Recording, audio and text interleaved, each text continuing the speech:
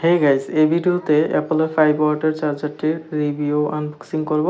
তার হচ্ছে 5 watt USB power adapter lightning to USB cable.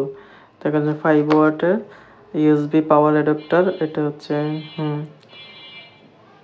5 watt. এটা হচ্ছে অ্যাসেম্বল করা হচ্ছে, এই জায়গায় একটা লোগো আছে। দেন এখানে লেখা আছে হচ্ছে design by Apple in California আর মেড ইন চায়না।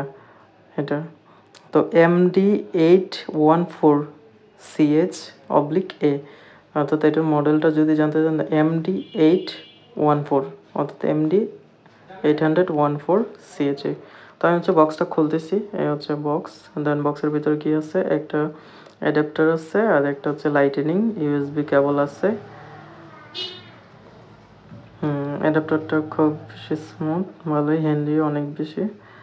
আর এই যে লাইটনিং কেবলটা হচ্ছে আমরা যে ইউএসবি কেবল ইউজ করি সেইটা।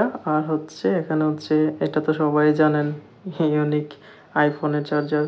এই প্রান্তটা অনেকগুলো চার্জার থাকে না, যে টাইপ সি থেকে হচ্ছে আইফোনের চার্জার। তো এটা হচ্ছে একটু ব্যতিক্রম, এটা হচ্ছে বড় অনেক, হচ্ছে ইউএসবি, এটা বড়টা আর কি, যেটা সচরাচর সব চার্জারে ইউজ করে সেইটা।